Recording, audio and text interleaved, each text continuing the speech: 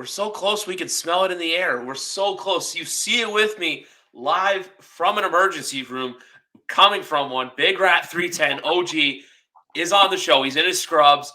And folks, just a reminder, this coming Sunday, he'll be back for 200, the 200th episode. I can't even believe I'm saying that. This is episode number 199 of YWC Football Talk. How are you doing tonight, Big Rat? One of the OGs of the show. I'm doing great. I did just get back from the hospital, but I'm doing great, feeling great, and it's that time of the year, man. This is the time where I can actually load up the ESPN playoff machine and start playing with the configurations, both for my team and for other teams. It's a really fun part of the year, so I'm looking forward to it. We love it. We love it. We love this time of year. It's also bowl season in college, but quickly, I just want to do a quick little, just recognize the passing of Mike Leach. Very unfortunate, very sad, but you know what? You didn't realize this until everything else, but he's really a pioneer of the game in the sense of what he did and contributed for the game of football. So for that, he'll be dearly missed, and also to one hell of a personality. Absolutely. For those who don't know, he revolutionized the creation of the air raid offense, not just when he was at Texas Tech, but also when he was an assistant coach at Kentucky and at Oklahoma. And he was hugely responsible for the growth of that offense in the Big 12 as a whole, both in Texas Tech and other schools throughout the area. He never coached Mahomes, but the tradition of the offense Mahomes ran at Texas Tech came from Mike Leach. Because Cliff Kingsbury, Mahomes' coach in college when he was at Texas Tech, Cliff Kingsbury was Mike Leach's quarterback at Texas Tech himself. And so that very much is in the same lineage and same tradition of that team. And it's really, really sad to see him go. He was a great personality. He was hugely influential at the college and at the high school level. There was a lot of really good articles over the last week that talked about how, because of Mike Leach's offense, that there were high schools in Texas that were running his offense. And it was controversial. Like his football, like at all levels of football, everyone just wanted to run the ball, run the ball, run the ball. And his like heavy emphasis on the pass and a downfield passing attack that is mainly air raid, send 4 receiver sets out, go to certain spots in the field, that was resisted for a very, very, very long time. And Mike Leach was kind of the first one to get the NFL, college football, and high school football to start changing that mentality a little bit. And now you see the air raid all over the place at all different levels of football. And it was really, really encouraging to see. And yeah, it's really both a very influential figure and a very humorous figure as well. Yeah. He really thought a lot of interesting things. It's sad to see him go. The last thing I'll say is, if anyone has an athletic subscription, Bruce Feldman wrote Mike Leach's autobiography, and he wrote a nice article in remembrance of Mike Leach. Knew him very well, shared a lot of personal stories. Highly recommend reading that if anyone wants to learn more about him. He also went into like Texas Tech, Washington State, Mississippi State, turned those programs on. Like Washington State was in the dark days of the Cougars. I know there's certain people out here aren't gonna like to hear that. Shout out to you, Edge the best. But he went in that program. He changed things around. Went to Starkville, made the Mississippi Bulldogs a very good team. They have their bowl game coming up, the Gator Bowl against I think it's Illinois. So it's just one of those things where it's just so sad to see it happen. And the only thing I want to say too, and just in reference because it happened for Monday, is just we're sending our best to Kyler Murray. Look, it was great to see the Patriots win. I just didn't want to see them win at the cost of their quarterback going down like that, because it was one of those plays where you knew right away what happened. And as well, I don't know if you saw this or not, but Steve Keim stepping away from the Cardinals for health reasons as well. Yeah, no, it's very sad. I mean, we're, obviously you wanted to win the game, but we're football fans first and foremost on this show. We've said that several times. And, it just, even though the Cardinals weren't going to go to the playoffs this year, it just sucks because, it affects next year. It affects the offseason. We know this very well. Like the whole summer, it's going to be, how's Kyler looking? Is he going to get to practice? Is he not going to get to practice? And there's going to be tons of articles about whether or not he'll be ready to play in September. Like it's a long process, and it's really, really sad. So yeah, hopefully he can recover as soon as he can. Like, I think a lot of people take what happened to Adrian Peterson in 2012 and kind of think, he can come back. Anyone can just come back from like that. But that's like a Superman 1 in a million case. Because for him, let's see, he had this, I don't know when he's having the surgery, but say if it's next week, he's out till at least earliest would be around minicamp is the earliest. So I think if anything, is he going to miss games in September or not? And that's something scary to think about, but it's just the timing of the injury. And the only other thing I'll say about the game is that, look, the Cardinals, it's just like there was moments where they showed, hey, they can be something. But then there's moments where I'm like, there's just something wrong with this team. Like they kept shooting themselves in the foot way too much, and the Patriots capitalized on it. And Yeah, also, too, if you're DeAndre Hopkins, learn how to hold a football. yeah, that was really damaging. And I think it's the problem is like emphasized even more because of the fact that with the ACL injuries, one, you're not always 100% when you come back. Like Ryan Tannehill Yeah. retore his ACL in 2017, and then 2018 was maybe his worst year as a starter in Miami, aside from his rookie year. So like he was not the same. And then obviously the next year in 2019 is when he joined Tennessee and he played a lot better. Brady wasn't quite the same that first year back from the ACL, like people say. Like the 2010 season, he was MVP, but 2009, not quite at his usual level, at least from based on what people said at the time. So it double hurts because Kyler could come back and might not be Kyler. You might have to wait till 2024 to see him in his prime again, which that really sucks. And yeah, not a well-coached team. Hopefully they move on from Cliff, but we'll see. Like they just extended both of those guys, but the Titans extended John Robinson. They still fired him, so we'll see what they do.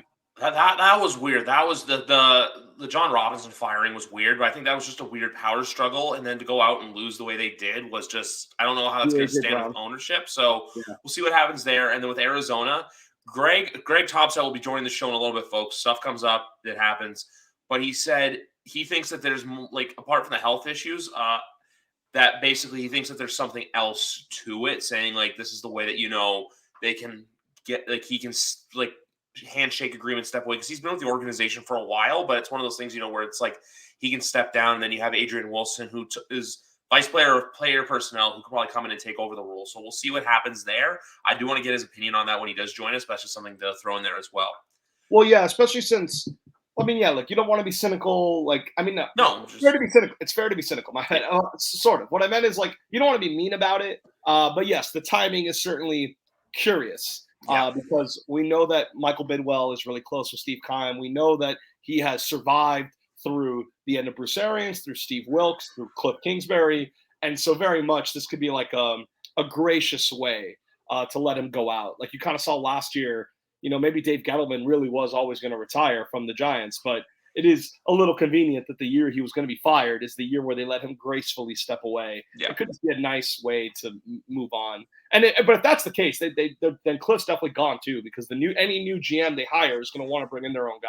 So it's the method that Mike Florio got me on, where it's you fire them both or you fire none of them, because eventually if you bring in a new GM, eventually the coach, basically the writing's on the wall for him. It's kind of like what happened last year with George Payton, although who was banging the Vic Fangio drum in 2020, but it's the same sort of logic where whenever a new GM comes in without a new coach coming in, it's eventually that coach's days are numbered unless they turn the program around.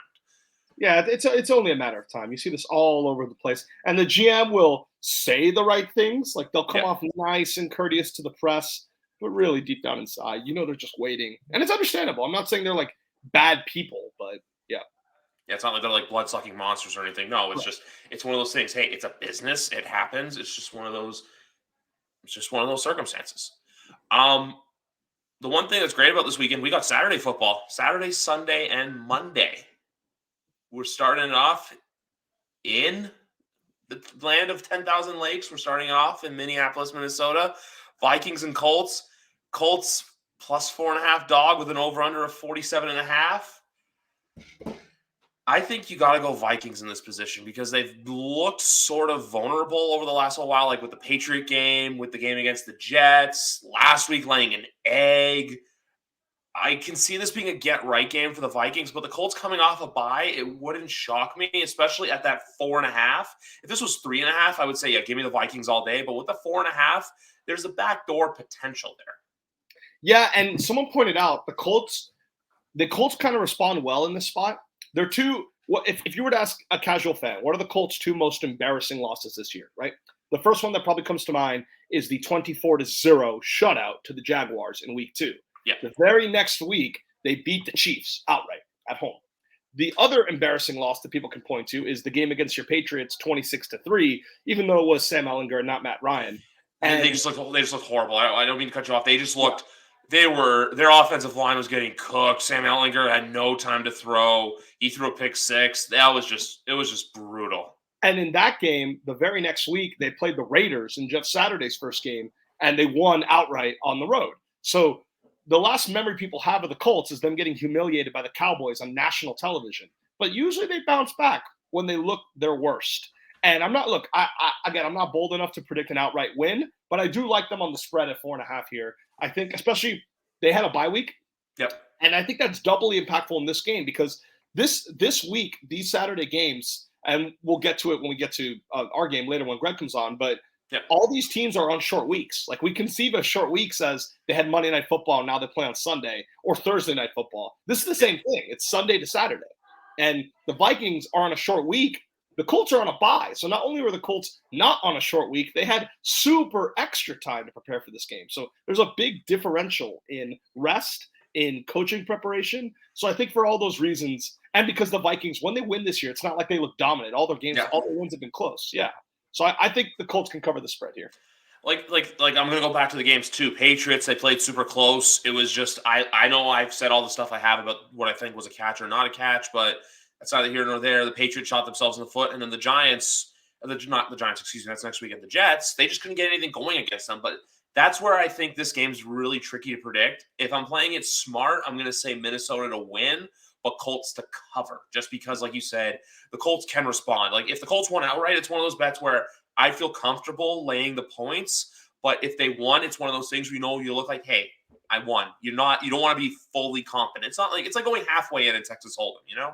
Yeah. I fully get you. Yeah. And by the way, with the points, I'm going to say take the over. Yeah, that's probably right. Because the Vikings defense has been very, very bad this year. Like Randy, our boy, that I know he loves, when I bring out some of the analytics, because I was looking at the Football Outsiders rankings the other day, the Vikings overall are outside the top 20, which is crazy for a team that's 10-3, like the 2 seed in the NFC. And Football Outsider says they're below average as a team. And furthermore, when it comes to just on defense, the Vikings are 22nd on defense alone. So even if you don't like Matt Ryan, I mean, there's not a lot that Vikings present in terms of resistance here. Do you think the Vikings also kind of peaked after that Bills game? Yeah, that's what it feels like. And that was a very impressive win for them, but they're kind of coming down to earth. Some of that luck they were getting in close games, I don't think they're going to keep getting. Their defense gets worse and worse every week. Ed Donatello, their defensive coordinator, it's weird. He's a very old coach. He's like Fangio's mentor, apparently. Like he taught Fangio and Brandon Staley that style of defense, but they sit back a lot in a lot of different like spread out zone looks. They almost never blitz. They don't generate pressure on their own. They're kind of the classic defense that just plays soft, for lack of a better word. Are the 2022 Vikings what the Arizona Cardinals were last year? You know, where it's kind of like you kind of see right through them, and it's like we know you're really not as good as you are, or what the Steelers were 2 years ago. Is it kind of like that? So if they lose in the wild card round, not everyone's going to be like, how do they lose? How is this coming? And then you look at it from a football perspective, and you're like, you could have seen this coming from a mile away.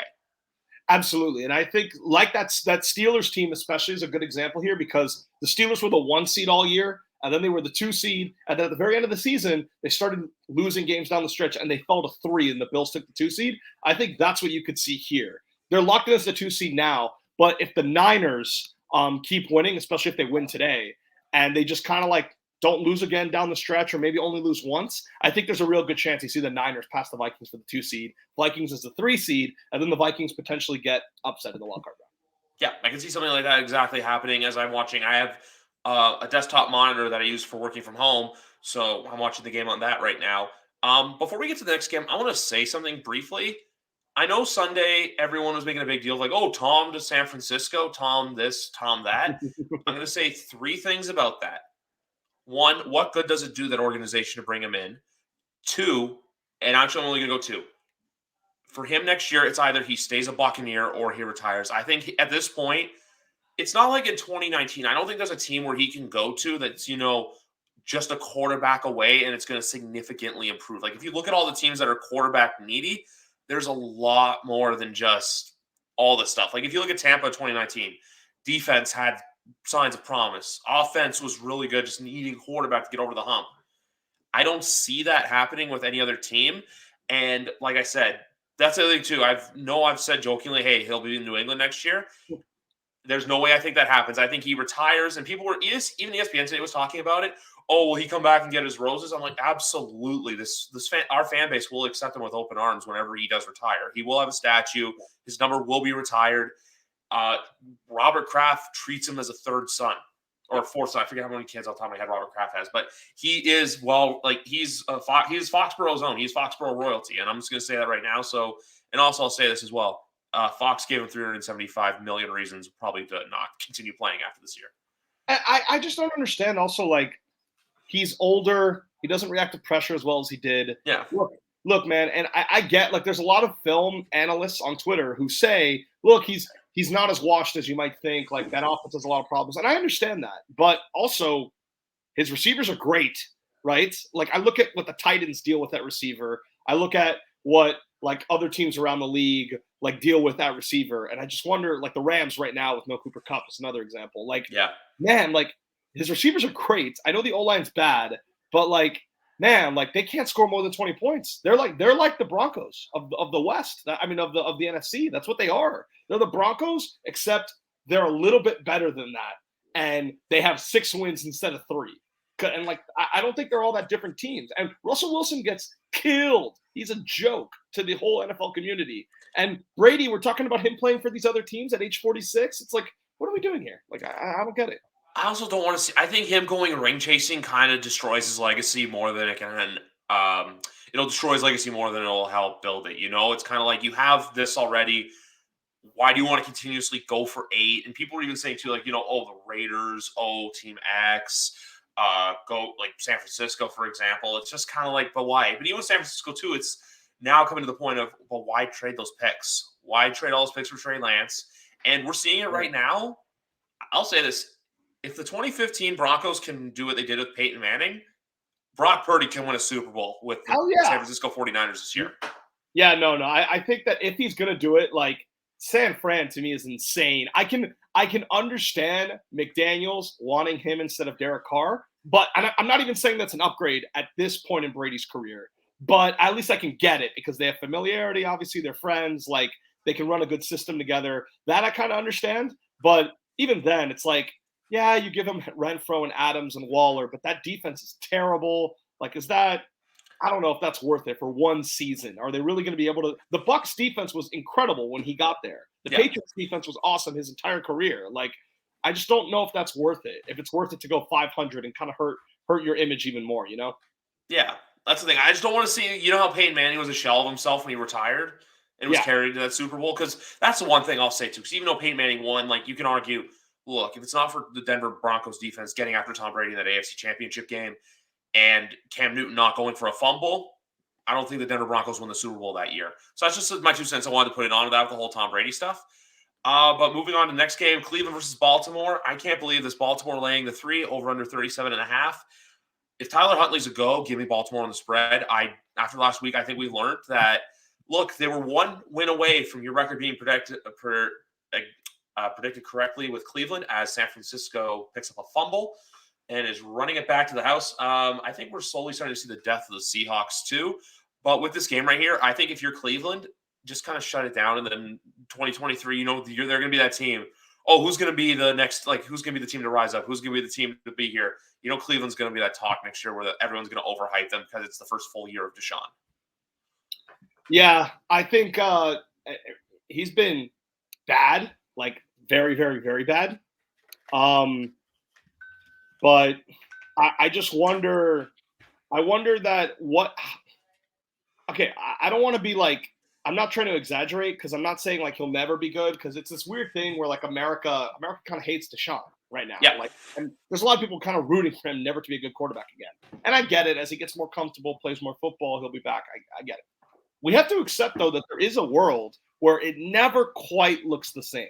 Where even if he's better than what he is now, it's never really what it was in Houston. I think that is on the table because there's just something about missing 2 years, going to a different team, all the baggage that he deals with that he'll still deal with. There's still pending allegations against him in civil court for 1 or 2 years. Or even just to cut you off, Clemson Deshaun. Clemson Deshaun? Like what he was like when he was at Clemson, you know?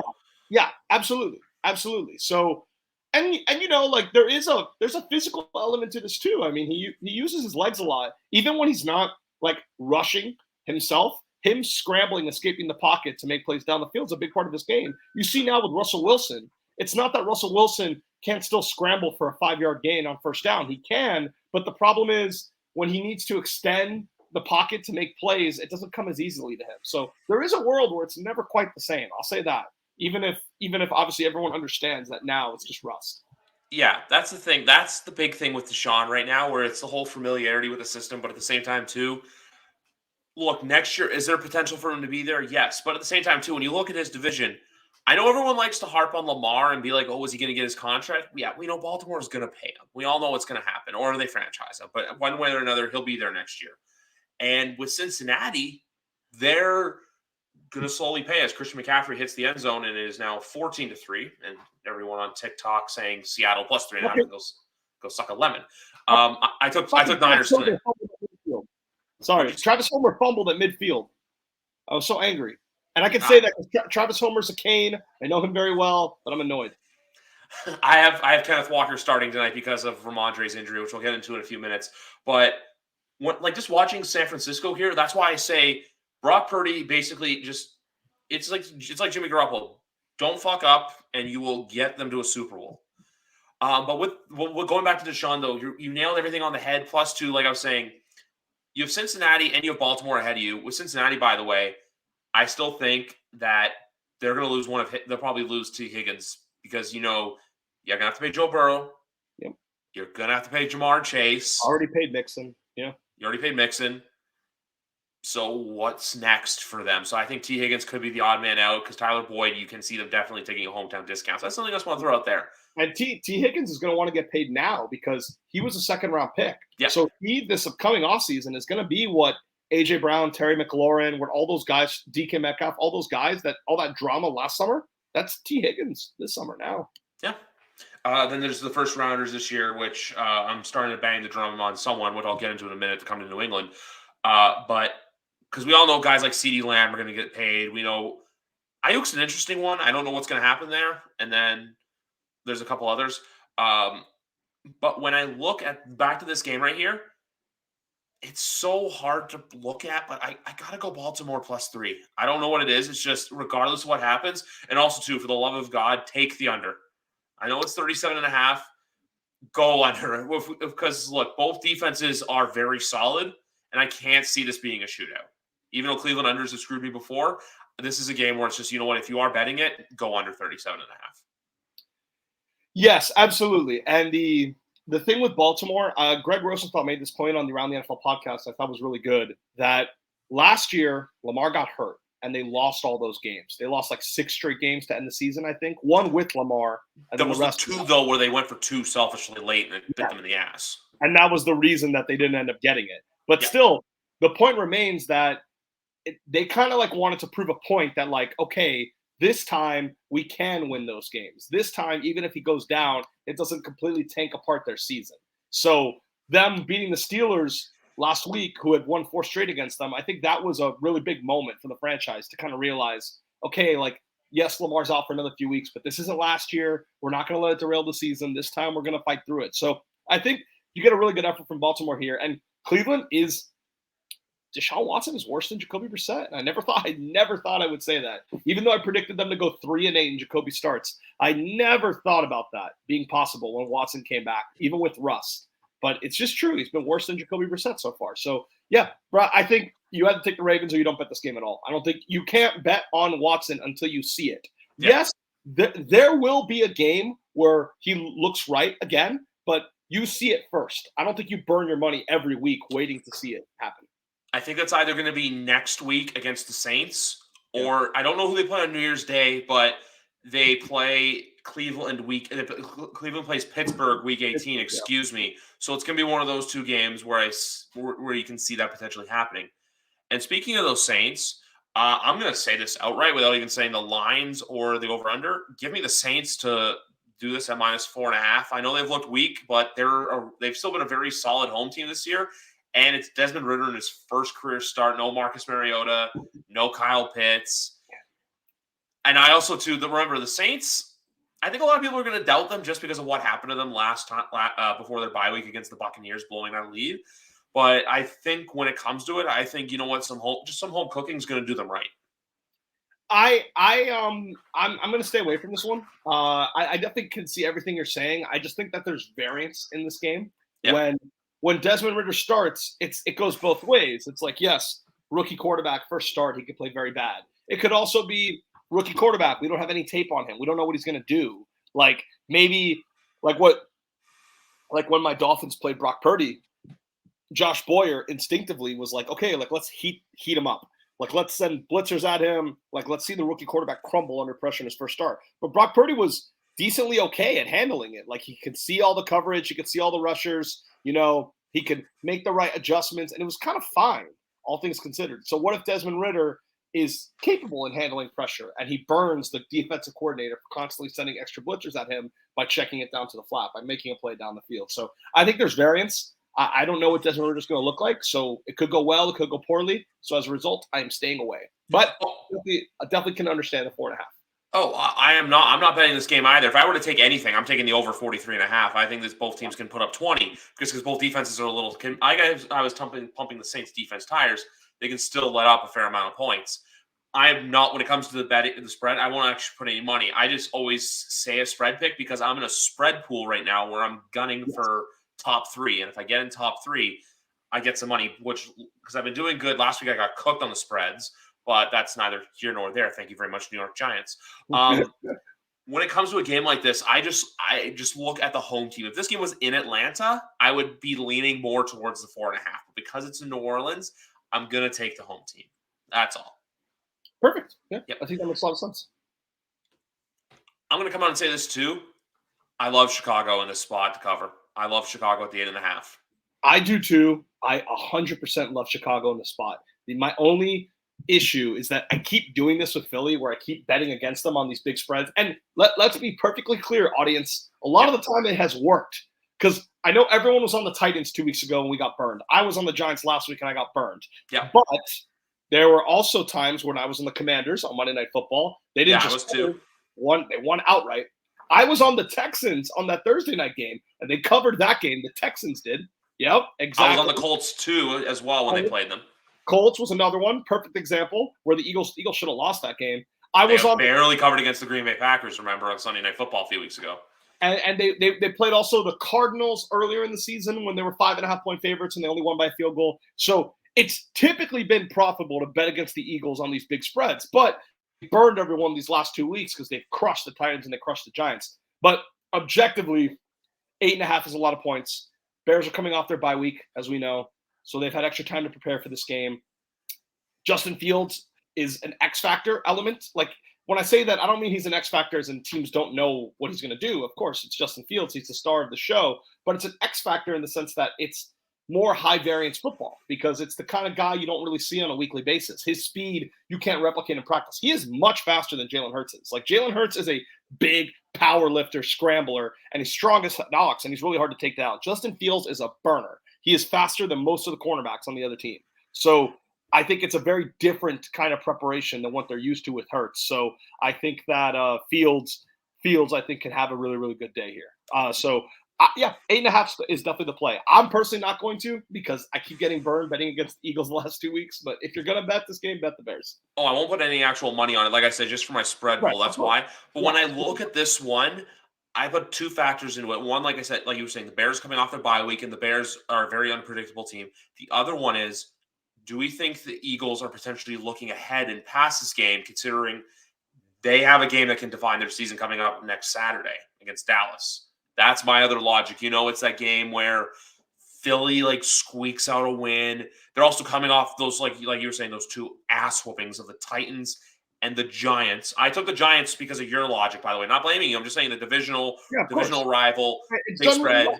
Yeah. But with this one here, though, the Bears also have done well against big spreads. They were 8.5 dogs against the Patriots. Yep. They were big dogs against you guys too, I believe. They beat us outright. Yeah. Vikings too. Week 1 against San Francisco as well. But with this game right here, I can see something where the Bears cover, and then next week they welcome the Bills to town, and then everyone will be trapped into taking them, thinking it's like 4.5 or 5, but then the Bills go in there and absolutely roast them. So that's where I also get the logic of this from as well. And like we were saying earlier, actually, never mind. I'm going to wait because I have a take on another team, but that team is up next. And let's get right to that team. And that is Jacksonville going to Dallas, or Dallas going to Jacksonville, excuse me. I'm going to say this right now, and I'm going to say the spread fully. Dallas is a 4.5 point favorite, 48 and a half over under. I'm going to say this. Give me Dallas and every bit of those points. And I have two things to say about that. One, Jacksonville, emotional divisional win by 14 points. And the other one, too, is, last week everyone's going to be second doubting Dallas. This is a spot where I would actually considering putting money on the Cowboys, because with Jacksonville, remember when they beat Baltimore in that comeback? What happened the next week? They went on to Detroit and got absolutely cooked 40-14. So that's my thing. But before we get back to that game, Saturday night, one of the biggest games of the season for the AFC. You see him, folks. Greg Thompson of Cover One Sports has made his way to YWC Football Talks 199th episode. Before we talk about the game, how are you doing today, Greg? Good. Congrats, 199. That's a lot of fun. That's very cool. 200 is a big milestone. That's very cool. 200's coming Sunday night. Very cool. Thank you. Yeah, things are good. We're trying to prepare to see how cold we can make it for our friends from Miami. But other than trying to figure out if we can dig our way out to the stadium, things should be good. Things should be good. Let's see. So Buffalo, Miami. Miami is a 7.5 point dog in this game. The over-under at 44.5. Before I get into Big Rat's thoughts, Greg, I want to ask you, how have you been feeling about your Bills this year? Because I know I spoke to Joe Miller a few weeks ago before the Pats game, and it's been a little up and down roller coaster because the season may not have gone as some Bills Mafia have expected it to go. And also, too, just a quick shout out that within Bills Mafia is that we support all the women who do cover the team, and we're not going to mention the individual who said certain comments on Monday night. I just want to throw that out there as well. No, we appreciate that. Yes. Sadly, we actually have some awesome women who cover the team. The Buffalo News primary beat reporter, our ESPN affiliate, like Elena Getzenberg, Catherine Fitzgerald, like some of our best coverage comes from women. So it's absurd that people make comments like that. Comes up on my Twitter from time to time, actually. She's awesome. She's awesome. So it's super weird that a team that is number 1 or number 2 in DVOA all season is 10-3, is the number 1 seed in the AFC, is number 1 in point differential, is top 3 in scoring defense, and the general sentiment is, yeah, it's kind of a disappointment. It's not really going as well as we thought it was going to go.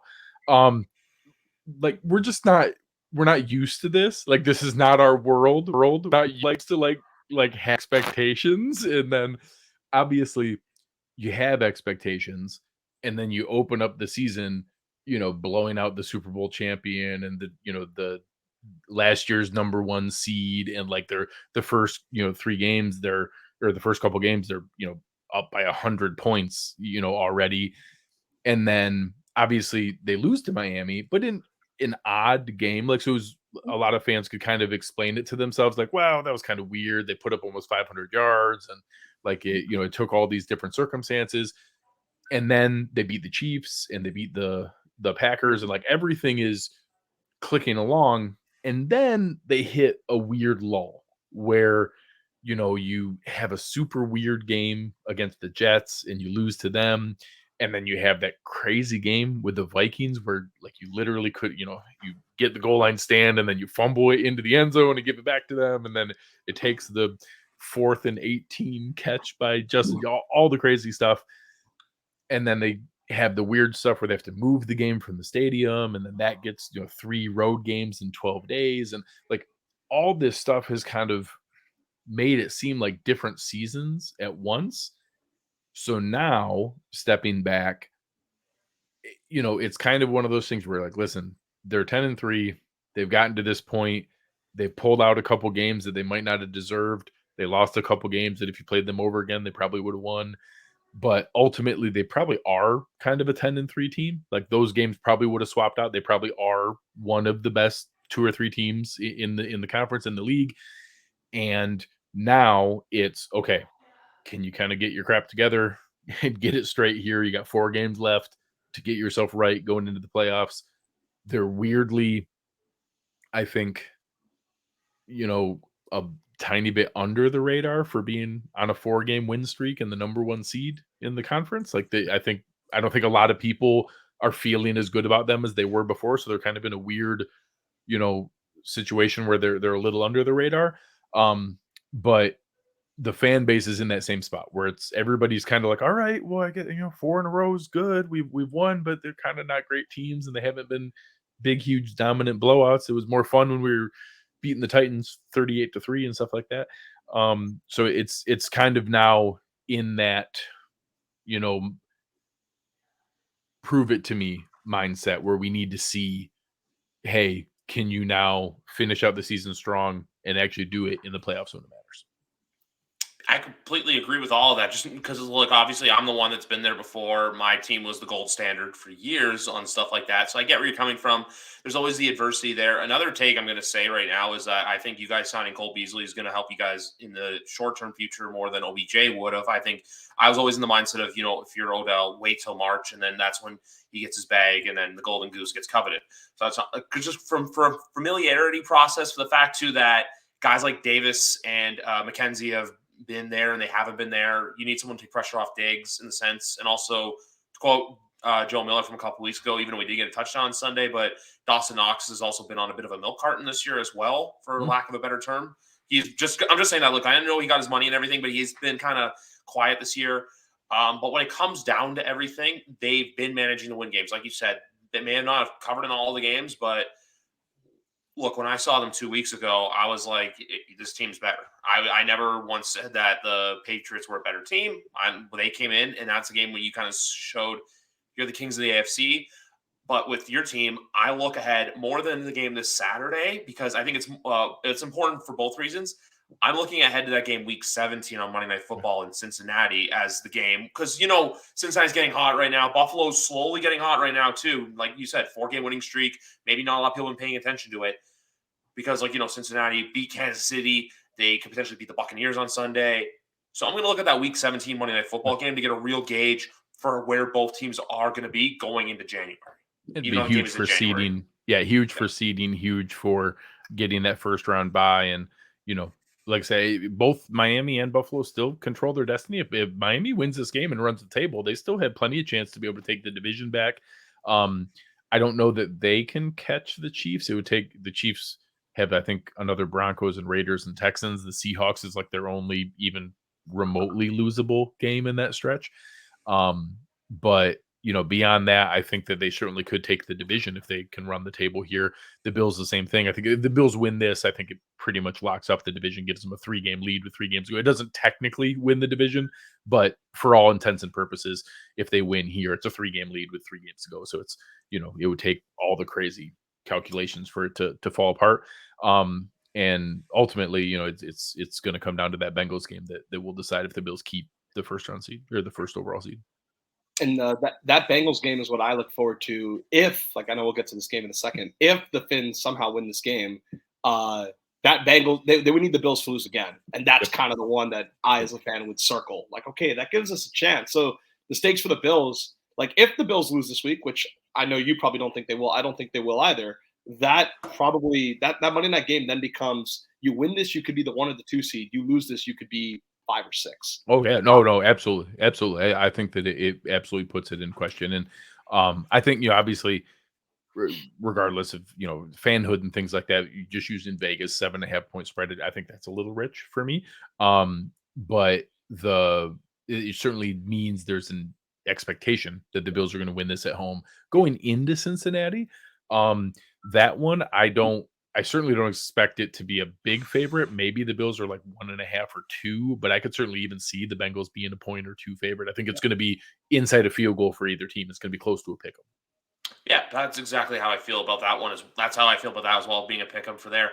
But for when it comes to this Saturday, one quick question. Then I'm guessing you have something planned for your, what do you call it, 111th? Yeah, see, I like it. I respect Something, it. something. Uh, Look. I know you're a Bills fan, but I can respect good cooked meat as long as it's medium rare when I see oh, it. beautiful. Okay, okay, he's a good guy. Always He's a part only. of the family officially. Yeah, only medium rare. There's no other way. But Love yeah, it. it's. I mean, I don't mind it, but it's turned into a weird game day eve tradition. Is that now I have like a grill and do a whole thing with all the fans and show like, hey, what are you doing? Is your part? You're one. Sean McDermott's a militant person. He's insanely regimented and very particular at everybody doing their job. Everything's documented and planned out to the nth degree. He's probably not a lot of fun to work for, but he's awesome to have as the head coach of your team to root for. It's great. So he's big on everybody doing their 111th, and that's become a whole thing. And luckily, my 111th is eating delightful ribeyes, so it's a lot of fun for me. I enjoy it thoroughly. Oh, we love to hear it. But going into this game, I'm going to go back to you, Big Rat, just because I want to ask you, because like you're saying, look, I think all three of us are in agreement. We think Buffalo's going to win this game. But what do you think Miami has to do in order to win this game? If you're thinking the Dolphins are going to win this game, what do you think has to go right for them on Saturday night? So I think you can look back to that first game, which, I mean, I'm a reasonable fan. I can understand there were fluky elements to the game. I feel like some of Bill's Mafia has maybe taken a little too far. In general, I've gotten myself in trouble getting in Greg's mentions this year because, like, him specifically is fine. Like, there's a lot of fun banter back and forth. It is what it is. But I did not realize how, like, demented and attached these people are. And every time I respond to one of his tweets, there's like 5 people that come after me, like in unison, like at me, like, don't you understand this and this and this and this? And it's not like that when I interact with anyone else. I mean, I know you have a much bigger following than we do, but still, like, Bills fans are a particular breed.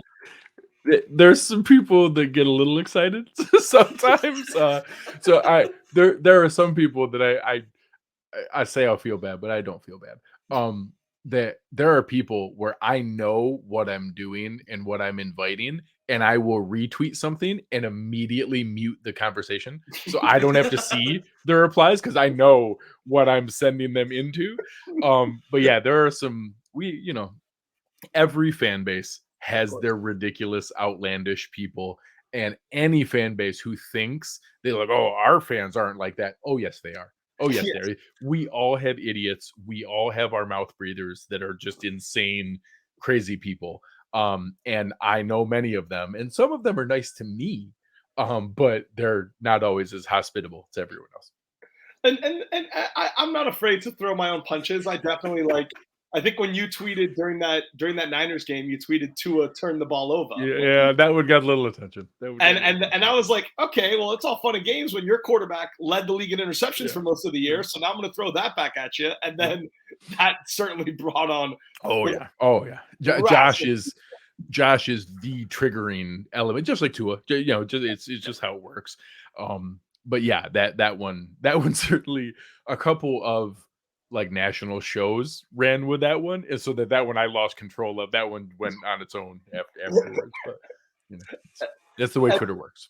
It is, and I find it all fun and games. And like going back to that first game, because I do, you are right about, because I'm consistent on the show. Like I watched our episode back, us three, at the start of the season, and one thing we talked about how was in 2020 the Bucs, their only losses in the regular season were 2 blowouts in the division. Division games have higher variance, happens, and 3 games that they lost by less than 3 points. And even though they were 11-5, it was people I think were not quick to realize all 5 of those losses are excusable. Division losses, you get lollipops for, and losing any game by 3 points or less. It's the NFL. Weird shit happens. And the Bills meet that criteria this year. They only have 3 losses. All of them were by a field goal or less. 2 of them were in the division. And the one that wasn't in the division was one of the most insane things I've ever seen. I was actually at a Dolphins bar. I was in D.C. that weekend, and I was watching the Dolphins beat the Browns when I was in D.C. at a Dolphins bar, and they were showing the Bills game immediately after. And when Josh Allen fumbled that snap, the entire bar erupted. It was, of course. And like, let's be real. Like someone pointed out, like if Kirk Cousins did that, we'd call him a choker, a loser. Like that. That's the closest you'll see in the NFL to a team getting ready to kneel in the victory formation, fumbling the ball and losing the game. Like, Yeah. because that's basically what it was. Yeah, seriously. You could do that 10 times over, and it just the creative ways to break my heart. They find new ways each year. I think I think when you talk about why people overlook the 4-game win streak, and I'll get to the game in a second. Like, I think one of the reasons why is, for me at least as a Fins fan, I never thought we were better than Buffalo. I mean, I thought Bills fans overreacted a little bit to we should have destroyed the Dolphins in Week 3 thing. Like, I think that's a little exaggerative. I get it, you outgained us by 200 yards, but it kind of speaks to the game plan for this game. The Dolphins played explosive football. Tua only threw it 18 times, had 10 yards per attempt. Jalen Waddle had 4 catches for 100 yards, average of 25 yards a catch. They played explosive football, and the Bills played more lower ADOT football. They were more technical. Like Josh, I think, had his lowest YPA of the season or close to it. And it was both what our defensive coordinator wanted and simultaneously reasonable by the Bills. Like, guys were open, take the checkdowns. I was at that game as a fan. It was frustrating because they were converting every 3rd and 5, every 4th down. Yeah, I think they converted like 11 out of 18 third downs. It was a crazy amount. They have 31 first downs. That's an absurd amount of first downs. And the problem with sending, like, especially like early in the game when the Dolphins were sending a lot of blitzers, the problem with sending blitzers at Allen is that when the blitzer misses, you are so fucked. Like, you like, because he'll run for 20 yards, he'll throw a bomb downfield. Now you have less guys in coverage. Like, it's like the blitzer has to at least, even if you're not going to get the sack, you have to at least affect the play. You have to at least apply some pressure on the pass. When Josh just sidesteps one of our cornerbacks and they're behind the quarterback, that now it's 11 on 10. Now you're really screwed. So that was a big. In that game, the Dolphins were more explosive. The Bills were the less explosive team, which I think is why, even though the Dolphins barely had the ball, they were able to score touchdowns pretty frequently because they connected on such big plays more often. So I do think, the Bills could have easily won that game. It was definitely a fluky game. The weather obviously mattered, but I think your fan base has kind of underrated the Dolphins' contributions to that game for that reason. No, I think that it's certainly accurate that that game was a wake-up call in the sense of, hey, these weapons that they've surrounded Tua with in Miami are real, and that's going to make them a factor in any game. And then I think the same way the Dolphins have gone on a similar roller coaster ride. I'm sure you guys touched on that before I jumped on here with, the losses were very excusable because you had the quarterback injuries and you had somebody else in. Then you went on a crazy 5-game run that, of course, you knew in the time that they were opponents you're supposed to, boat race. But you did, like, that's all you can do. Like, hey, yeah, we're supposed to boat race them, but you put up 30 plus every single game and just had guys resting in the 3rd and 4th quarter. And then now you have that, okay, everybody's got a little bit of film. Now they're talking about this press man at the line and dropping the linebackers a couple extra yards. And that is a little bit of what the Bills did in that 3rd game. But then you see the Niners do it, and then you see the Chargers do it. And I think this game is going to be super interesting can the Bills go back to what they did in Week 3? Do they need to now have a full pivot off of that or just a little wrinkle off of that? And I think that's going to be the interesting part here is, what does McDaniel give Tua as an offset? Because we saw, that Chargers game was, I'm not a Tua believer, but he's proven me wrong this season in that, hey, he's much more capable than I thought he was. That Chargers game's as bad as he's looked maybe ever, in that he refused not to take those shots. Like, he could only look downfield at the shots. And I'm curious what McDaniel's going to give him as an outlet here, that, hey, you have to be able to look to these other options. And I'm curious to now see what do they do off of that, because that's what's going to decide this game. Is that I don't think that they're going to be able, the Bills are going to be able to do exactly what they did before. And the Dolphins obviously know they need to pivot a little bit from what they've shown the last couple of weeks. And those adjustments, I think, are going to be the big factor. And I'm going to just say one comment, then get back to the game. Like what you said about, like, because the playing weak opponents thing, like, I've been hearing it a lot, as you can imagine. What frustrates me when people underrate kind of the Dolphins' competence as a whole. On our show, we said, hey, the Dolphins start the season New England, Baltimore, Buffalo, Cincinnati. And we all agreed, okay, you're going to know right away. Yeah, they started the season 3-0. They went 3-1 in those games. And now we're kind of, the national media has kind of changed it to, Okay, but those are September wins. Those don't mean the same because teams get better as the year goes along. Even though, I mean, Buffalo's win against the Chiefs came in week 5. But in any event, the Dolphins, I think that Lions game against the Bills on Thanksgiving, that's when I started to wonder if something had changed with the Bills. I still thought they were better than the Fins and that was a game they won, but they looked vulnerable in that game. It looked like a game they could have lost. And my counter, when people bring up the Dolphins like fraudulent run or whatever, they played the Lions better than most teams have played the Lions lately. They put 31 on the Lions comfortably in that game. And that was maybe Tua's best game of the year. And I see how they played the Lions versus how the Cowboys played the Lions versus how the Bills played the Lions, the other supposed Super Bowl contenders. And the Dolphins did it on the road too. Like, when you could, like, the whole point of DVOA is that it's schedule adjusted. The Dolphins have the number 3 offense in DVOA, number 3, only behind the Chiefs and the Eagles. That's it. So I don't think, like you said, playing these weak opponents, but consistently putting 30. No one consistently scores 30 like that. Like in this year's NFL, you don't see that anywhere, regardless of the schedule. So I do think that does speak to their competence, even if the last 2 weeks were not good ones on that front. Or how the Patriots played the Lions. Sorry, I should have thrown that out there. Of course. The outdoor Jared Goff game. And you played them before their bye week. They were a different team after their bye week. But Two things, though, as well, is that it was 29-0, and I was there. So I am going to milk that every chance I can get. That was my first ever Pats game live, and it was a great one, damn it. That's a great one to go to. That is a great one to go to. Yeah. So, yeah, no, absolutely. You deserve props there. And but when it comes back to this game, yes, the last 2 weeks were bad for the Dolphins offense. They weren't this. I don't think they were quite the same problems, though, because in that first game, in the Niners game, guys were running open. Like, yes, the Niners did drop their linebackers. They did play more press man and all that stuff. But a lot of guys were open. There was almost like the Tua and McDaniel both were kind of seeing ghosts a little bit. They didn't have Teron Armstead in that game, in the Niners game. And it was almost like they expected, okay, our O-line is going to get beat to hell by this Niners front. They left a tight end or a fullback in to block every single snap. They had Durham Smythe.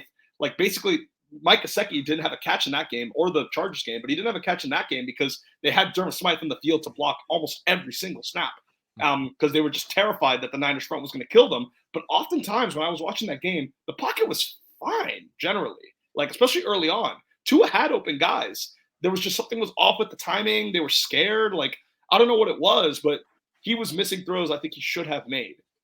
And sure, 3 of 17 of the Chargers is definitely worse. But at least in the Chargers game, I could also kind of give a little more blame to McDaniel there because I thought, like, it's crazy to say, but Hill and Waddle just weren't that open. They averaged less than 1 yard of separation on next-gen stats, which is wild. It's crazy for those two.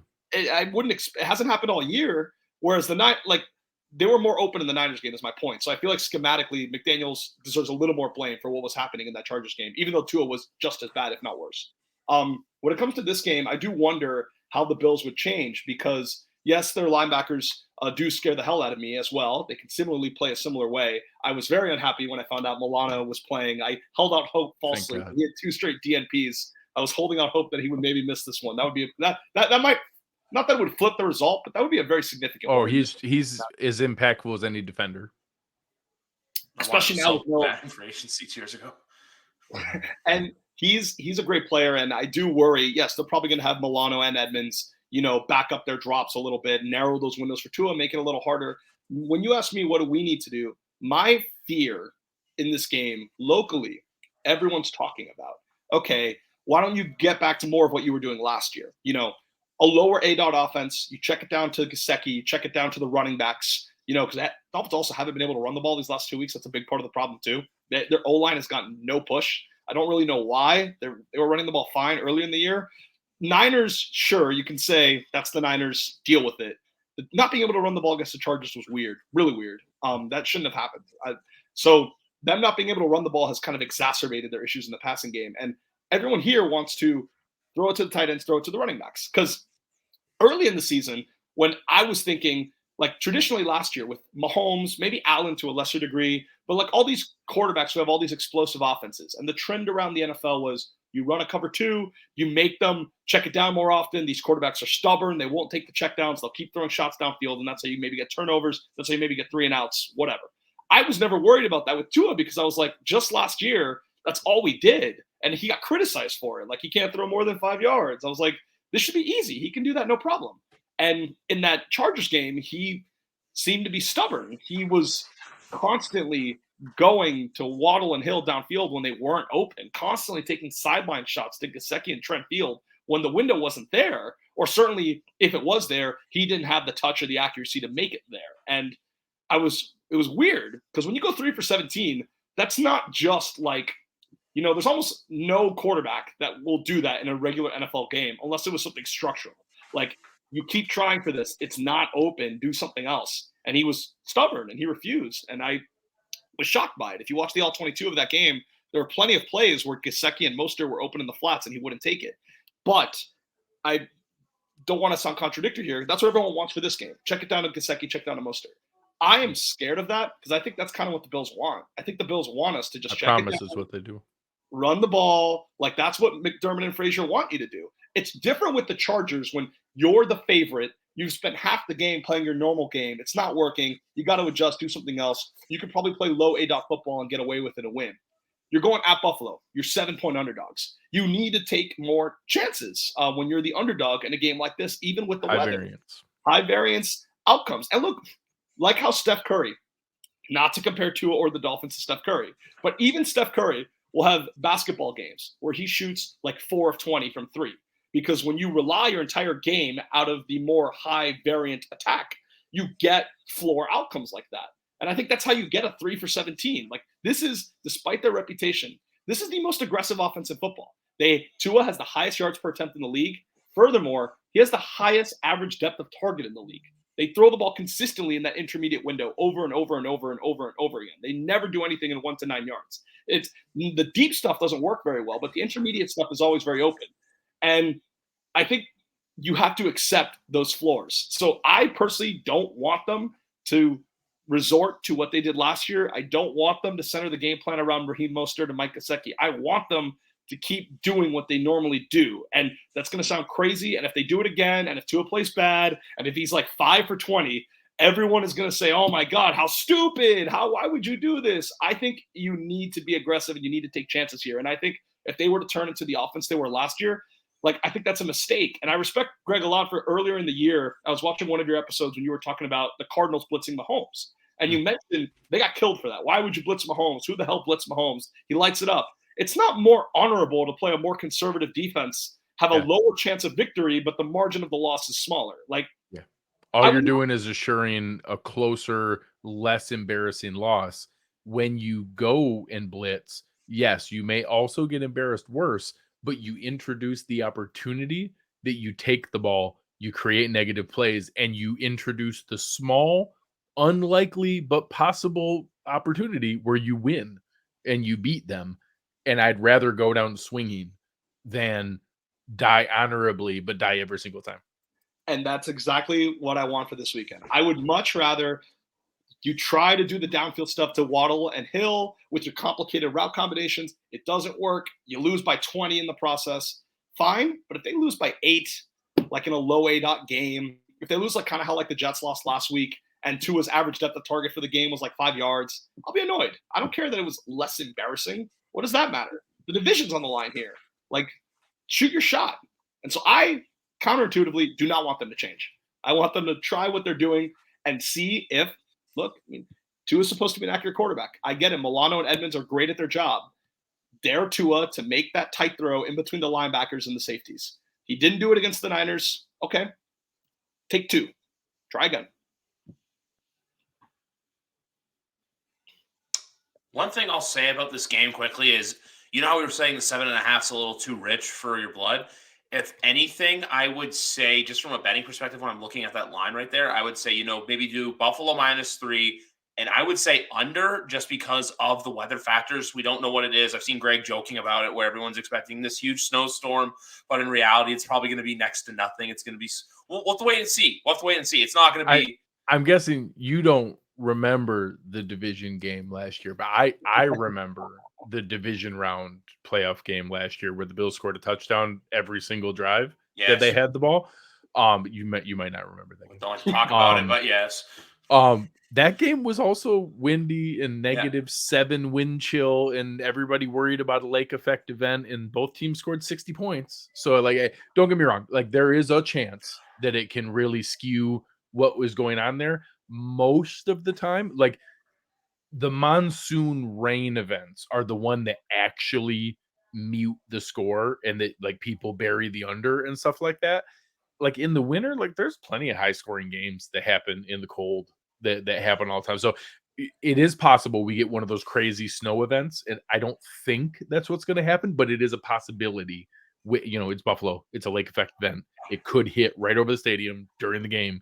Most likely, it's just going to be kind of a cool aesthetic with snow falling, and it's going to look kind of pretty, but it's going to mostly be the game that it's going to be. When I think of rain monsoons, sorry to cut you off, I think of 2 years ago, Patriots Ravens Sunday Night Football in Foxborough. That's what I think of rain. What was that? Bears Niners earlier this year? The Bears. Bears somebody. It was Bears Niners week 1. Yeah, like that was like that's the kind of game where okay, man, the rain, like you can't function in this, but or last year's Patriots Bills win game, like where like, hey, you literally can't, like you couldn't do anything with the ball. That's not what we're expecting this weekend. Or a couple years ago, that Bills Colts game, the one where Sean McCoy won in overtime. That's not what we're expecting this weekend. Okay. Yeah, and I wanted to ask you about the weather because obviously, as a Miami fan and my head coach wearing a T-shirt saying "I wish it was colder," as he's wearing a long sleeve shirt underneath the T-shirt and capri pants. I've not been to be clear, I've not been a fan of how he's behaved about the weather this week. If Bills fans are mocking him for it, it's deserved. And if they get embarrassed on Saturday, I could totally imagine like all the memes, like, "Oh, you wish it were colder now," and it's deserved. He's handled it like a jackass, even though I love my coach. So I will say I begrudgingly like McDaniel more than I want to admit. Some of the stuff is genuinely funny. Like the Justin Fields comment is hysterical, like just inarguably hysterical. He's making a intelligent, calculated gamble. When you want to send the message to your team that it's mind over matter and that both teams got to play in this, that's what he thinks he needs to do to win this game. He's also rolling the dice that if you lose, it's going to look really dumb. But if you lose, it's going to suck anyways. So like, I kind of respect it. Like I'm a little bit glad that that's not how McDermott's wired. Like he's so milquetoast. Like he doesn't give anything ever. Like nothing's ever interesting. He's never said anything interesting in his entire life. But I'll take that. Like it's what he is. He's a robot. But I at least respect the fact that he's trying to send a message. Like people, I've tried to tell this to Bills fans when he says, "I'm not even looking at the forecast. I don't even know. I'm not even going to look." Yeah, bullshit. Of course he's going to know. He's a very smart man. He's going to have a game plan that's going to be prepared, in case it does. He's just trying to tell his team, we're not going to let them dictate terms to us. We're not going to change what we do based on the weather. We're going to go up there and play our football no matter what. And that if I was the coach, that's the message I would want to send to my team too. So, is it a little, and somebody in one of the threads I was doing made a kind of startling comment and said that, there's a lot of Russell Wilson to it in that when you're corny and funny, but winning, everybody loves corny and funny. Sure. When you're corny, but losing, it's not funny anymore. And it's going to be, unfortunately for him, is results oriented. So if he wins, he's going to look like a badass and people are going to print "I wish it was colder" shirts and everybody's going to be wearing them. And if they lose, he's never going to hear the end of it. So, he made his bed. It's all high risk, high reward. Yeah, I respect it. Maybe hopefully they construct their game plan that way too. One would like to think so. That would be a piece of it. And because give the poor guy some check downs and some read options and a little more run game. You'd like to think so. Because what differentiates? Because we never know the difference. That Lions game, that it's like so bad it has to get moved. Was that like more like the Patriots game last year, or was that like a mistake to move the game? No. So that's it's a good question, and I think people who live outside of that area, it's really hard to understand. So I will even equate it to people like me. I've lived up north my entire life. I lived for 10 years in South Carolina and Atlanta, but I've never lived in a coastal area. I lived in Augusta.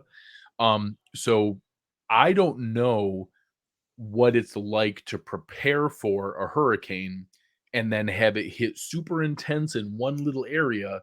But if you're like just above here or just below here, it's almost weird how little it hit. And that oh yeah, it was kind of a bad rainstorm, and then it moved on. If you think about it that way with a storm in Buffalo, that's what it's like, in that these bands of lake effect can be literally less than 20 miles wide, but it takes what is normally a huge storm and it compresses it and it dumps all the snow right in that one little area. So the reason that games get moved is literally never about the game. It's because of all the other stuff going on. You could have never gotten all the players, all the like stadium staff, the announcing crew, the referees, the camera crew, the sound crew, all the health and safety trainers. You couldn't have gotten them to the stadium Reporters. to run the game, let alone fans, like literally in an empty stadium. You wouldn't have been able to get all the people to it. And to do it, you literally would have been taking necessary state equipment that needed to get people out of their homes to hospitals, all dedicated to the stadium to have a football game. So the state was like, no, we can't even get people in ambulances to hospitals.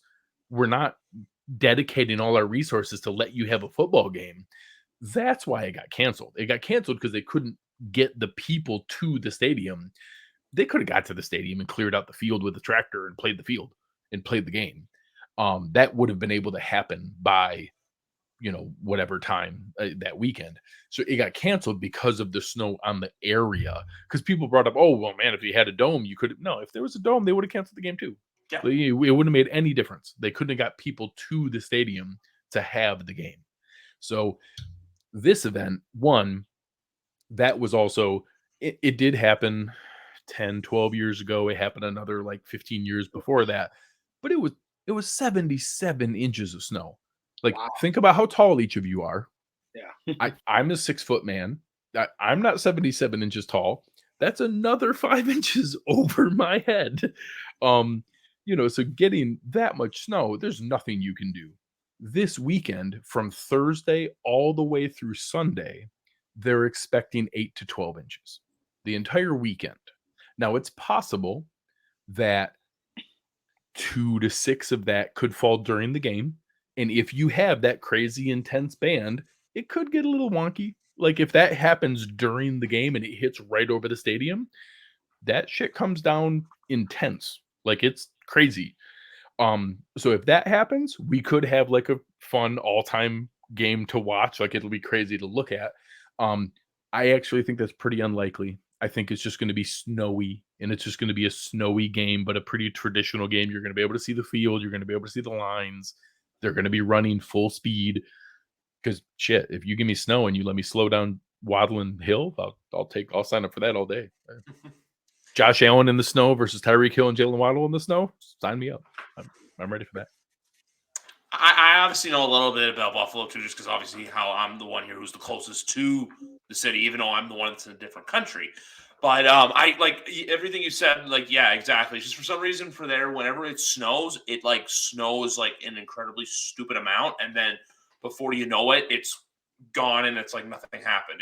Buffalo's like one of the weirdest places when it comes to weather for stuff like that. If you could go back 70 years and tell people that, hey, this spot right here is a really dumb spot to put a professional football stadium, that would have been helpful. Like if you just moved it 20 miles north or 20 miles south, so it wasn't right in the freaking alley of the lake effect snow band, that would be cool. But whatever.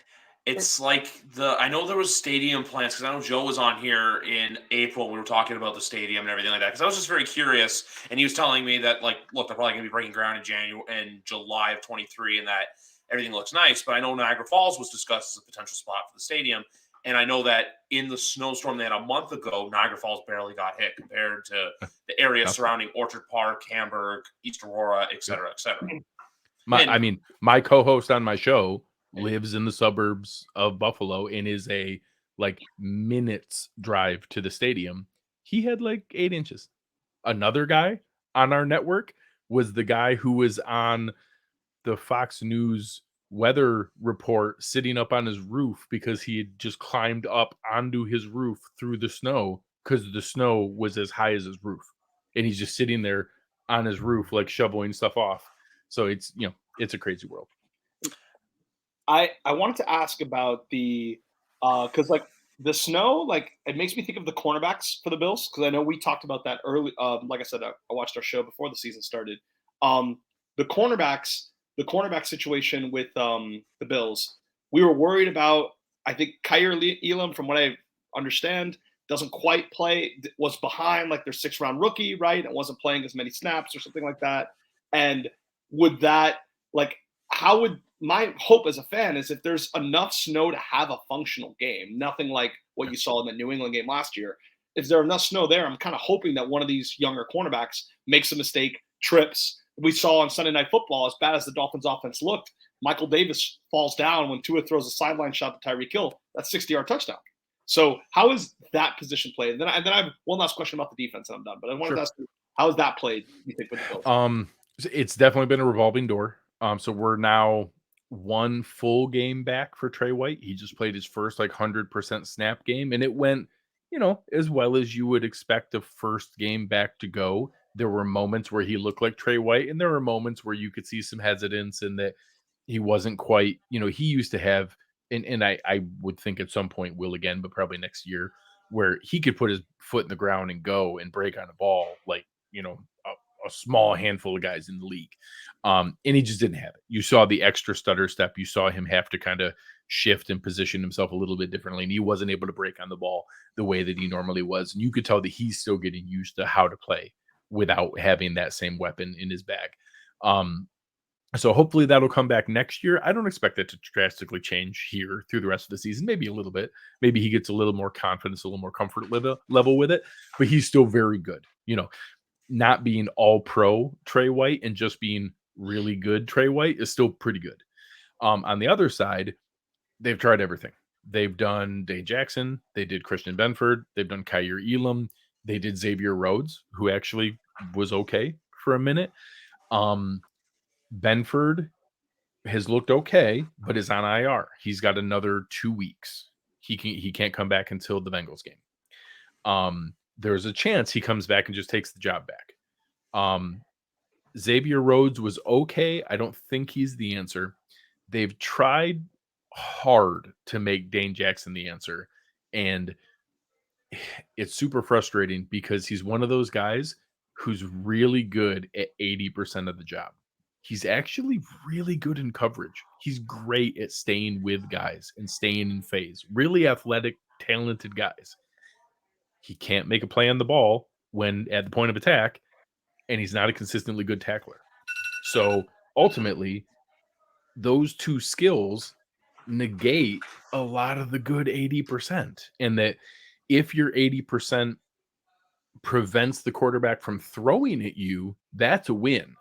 But unfortunately, the word and the tape is starting to get out there that, hey, even if he looks like he's covered, throw it to him anyways. Your guy will probably beat Dane Jackson. And unfortunately, they keep doing it. So that's what got Xavier Rhodes in there and got Dane benched for a game. They went back to Dane last week, and Garrett Wilson got the better of him several times. Plus, Corey Davis got the better of him, and I think Denzel Mims got him again. So, they only gave up one touchdown. It was they held the Jets in check, but a lot of people want to see them give Elam these 2 games before Benford comes back. And that, it's one of those things where nobody's shutting down Waddle and Hill either way. So it's not like you have some solution that, well, if we choose this one, they're going to lock down these 2 guys.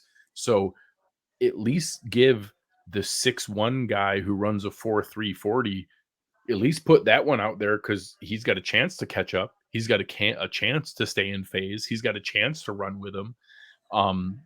So people want to see that. He's also probably our most physical guy in press man.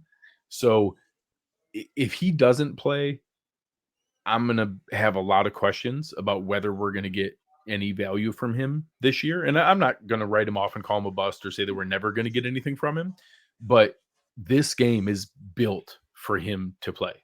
So if he comes back and plays and they give him a shot here, and then he ends up kind of splitting with Benford the rest of the way, I'll be fine. If they go Dane Jackson again, I'm assuming it's just a placeholder until Benford comes back, and it'll be White and Benford down the stretch. But right now, it looks like my guess is we see a Trey White fully on one side and a rotation between Dane Jackson and Kyrie Elam on the other side. I'm hoping it's more Elam than Jackson. If it's 100% Jackson, then it probably just means he's a placeholder till Benford comes back. I think that is, like, we talked so much about like the Dolphins offense, but I think the Dolphins secondary has had a tumultuous year of its own in the sense of you guys got Trey White back. We never got Byron Jones back. And at this point, it doesn't seem like we're going to. In that first game, that was one of the storylines. Neither team will have their very highly paid corner. Xavier Howard has not had a good year. He's been battling with injuries all year. Sunday Night Football, I was very disappointed because Mike Williams is typically the kind of guy he can cover very well. A guy that's not going to move to the slot and roast him through slot combinations. Antonio Brown would always do that. Amari Cooper did that on occasion. Mike Williams, I thought, would more stay on the boundary. And X usually can keep up with those guys, usually lock them to the side, force high, low percentage passes. He got toasted by him over the weekend. One could even argue he's not even been the Dolphins' best cornerback this year. Kader Kohu, an undrafted rookie free agent, who is a great tackler, doesn't have that problem that your cornerbacks may have, made a few open field tackles on Sunday Night Football. He's maybe been their most consistent cover guy, highest rated guy by PFF too. So whichever's group of – the Dolphins have had a lot of injuries in the secondary. They lost one of their starting safeties. They lost their slot corner, Nick Needham, for the year. They never got Byron Jones back. The Dolphins' defense has been very good at home and very bad on the road. And as a Fins fan who, yes, we beat them this year, but I still remember all those traumatizing losses over the last 2 years, there is a world where the Dolphins offense looks competent, but the Bills offense just drops 30 on you and you get roasted. And that's why my very last question I wanted to ask was Allen, the health. Because obviously something's been off the last couple of weeks. The offense isn't as explosive as they used to be. We talked about Beasley already. Everyone knows about Allen's injury. Can the Bills regain that 30, 35-point form this weekend, or do you think that's still like a few ways away based on what you've seen? So obviously the injury that Allen had to his UCL, where he probably should have missed some time and just toughed it through and just played kind of iffy football during it. They somehow have won 4 straight games during that and survived it. The last 2 weeks, you've started to see it come back, and you've started to see the variation that he has, where he can drop it down and do the sidearm, and that he can also do the little flick, and that he can step into it and drive the ball, and that he can also loft it a little bit. He's gotten that variance back. Now it's tough to see because the Jets defense is also pretty good. Yeah. So you have a good Jets defense. Last week, it was like 35 and rainy and crappy wind against the Jets defense. So I have a feeling if last week's game was the Detroit game, we probably would have seen a better performance. If it was indoors against the Lions defense, I think you would have seen more traditional Bills offense and Josh scoring. Him being back closer to full health, but against the Jets defense and in crappy weather, they put up what they put up. They probably had a couple opportunities to do a little bit more, but didn't turn the ball over, played clean football, got the first downs they needed, did what they needed. This week's going to be a bigger test. I think that if they can't take advantage of, not only Rowe being out, but the clusters where Byron Jones is out, and then is it McCutcheon or what's the Verone McKinley's their backup, but Elijah Campbell's one. Elijah Campbell. So Campbell. Also, like, anytime you're getting to where like the backup who is filling in is also out, and you're now getting to like tertiary and like 4th level guys and like 5th safeties, now you're getting to where, that's a challenge that the coordinator is going to have to deal with. If Josh Allen can't take advantage of that, then I'm going to be concerned. Like that, you need to be able to capitalize on that when you have a situation like that, where you have those cluster injuries in those spots. And it's going to come down to, can they control that front? Because you have Bradley Chubb and Christian Wilkins, Jalen Phillips, and Melvin Ingram, and waves of guys.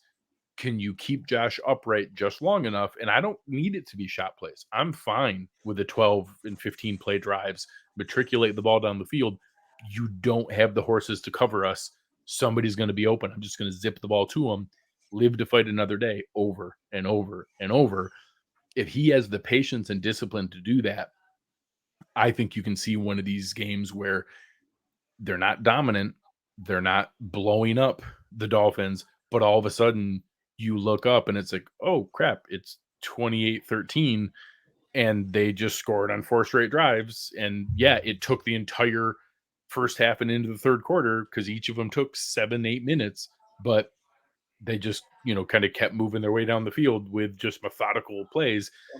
That's what I'd like to see. That's what I'd like to see, reassuring that, hey, you can take advantage of a defense that's down. You can take advantage of this. And that Cole Beasley's not some, lifesaver, but the man can get open on 3rd and 4. Like, if he could just give me an extra set of first downs here or there, that's something they haven't had either.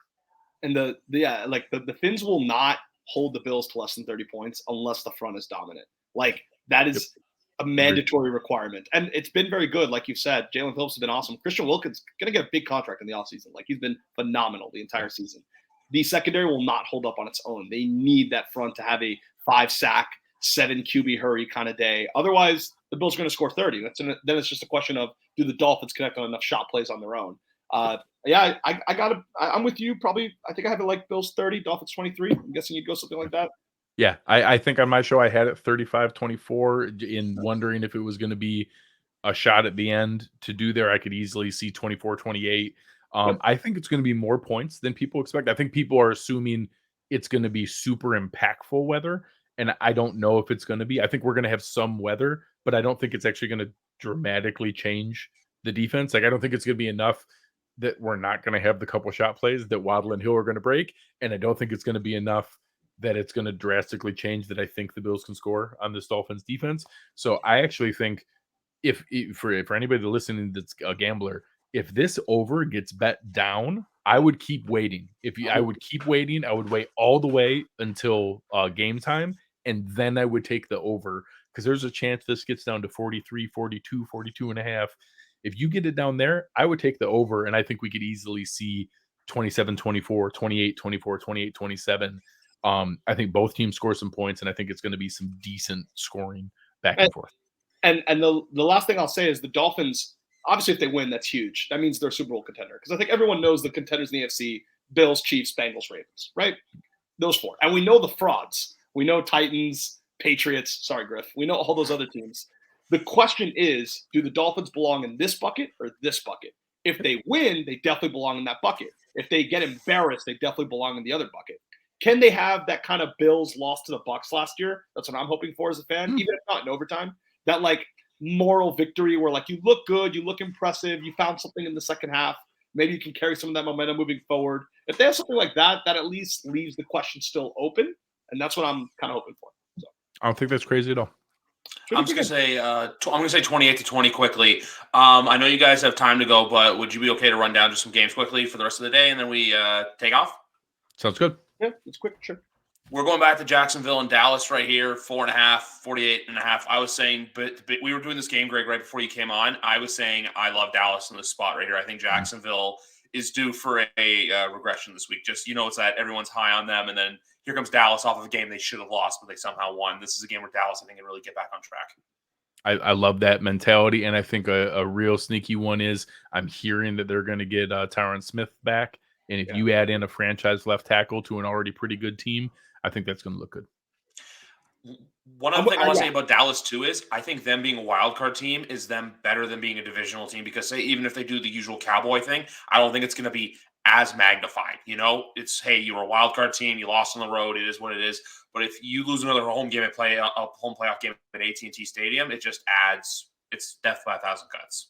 Yeah, I'll just very quickly say I was on the Cowboys last week. I thought people overreacted to them blowing out the Colts, and 17.5 is just too much in the NFL for any team. This week, this is when people are kind of too down on them because they play down to their opponent. They usually rebound. So, yeah, on to the next game.